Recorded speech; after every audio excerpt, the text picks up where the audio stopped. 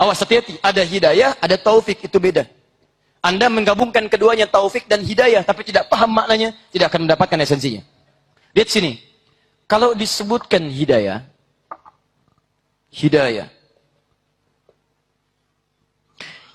artinya petunjuk Allah yang mendekatkan seorang hamba pada hakikat kebenaran. Petunjuk Allah yang mendekatkan seorang hamba pada hakikat kebenaran. Sifatnya dua. Hidayah punya dua sifat. Satu, dia diberikan oleh Allah secara merata. Sepanjang Anda hidup, Anda punya kesempatan dapat hidayah. Saya kurang sepakat dengan kalimat yang mengatakan dia belum dapat hidayah. Tidak. Tapi yang terjadi sifat yang kedua. Sifat pertama diberikan secara merata, sifat kedua setelah diberikan Anda harus cepat mengambilnya. Jadi kalau Anda diberikan hidayah oleh Allah, jangan Anda tinggalkan, begitu diberikan Anda ambil. Persoalan sekarang bukan tidak dapat hidayah, Allah berikan hidayah, cuman dia tidak mau mengambilnya, itu masalahnya. Quran surah ke-29 ayat 69 dalilnya. Kambil. Quran surah 29 ayat 69. Habibi siap-siap. Insyaallah, bismillah. Wa rabbuka ya'lamu ma tukinnu suduruhum wa ma yu'linun. Wa huwa Allahu la ilaha illahu lahul hamdu fil ula wal akhirah. Walahul hukmu wa ilaihi turja'un. Quran surat apa? Al-Ankabut. Ayat keberapa? Tangan 6970. 6970. Bacakan satu ayat sebelumnya. Satu ayat sebelumnya, Ahmad. Wa rabbuka ya'lamu ma tukinnu suduruhum wa ma yu'linun. Wa rabbuka yakhluqu ma yasha'u wa yakhtar. Ma kana lahumul khiyarah. Subhanallahi wa ta'ala amma yushrikun. Ahmad, ayat sebelumnya. Surah 29. Surah 29, Al-Ankabut. Ayo diskusi dulu. Ayo Allah. Surah ke-29. وَالَّذِينَ جَاهَدُوا فِينَا لَنَهْدِيَنَّهُمْ سُبُلَنَا وَإِنَّ اللَّهَ لَمَعَ الْمُحْسِنِينَ. Kamil Ahmad diskusi, mana yang benar, Ahmad atau Kamil? Ahmad, ya Allah. Baik, sekarang lihat. وَالَّذِينَ جَاهَدُوا فِينَا لَنَهْدِيَنَّهُمْ سُبُلَنَا. Perhatikan rumus hidayah di Quran. وَالَّذِينَ جَاهَدُوا فِينَا.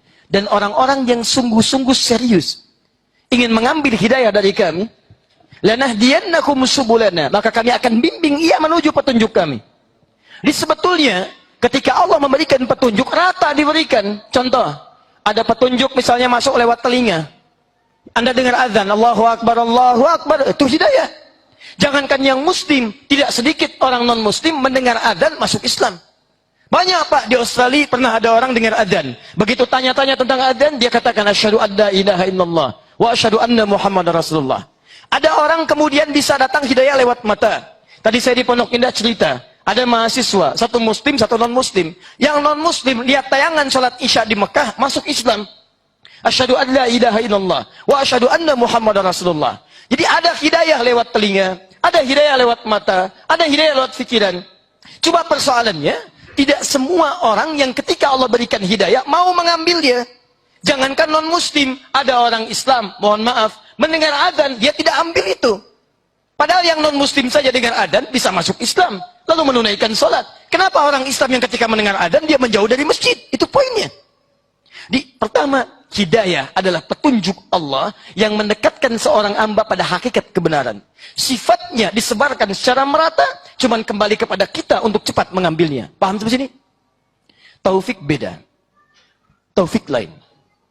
Taufik bimbingan Allah yang mengantarkan seorang hamba langsung pada hakikat kebenaran.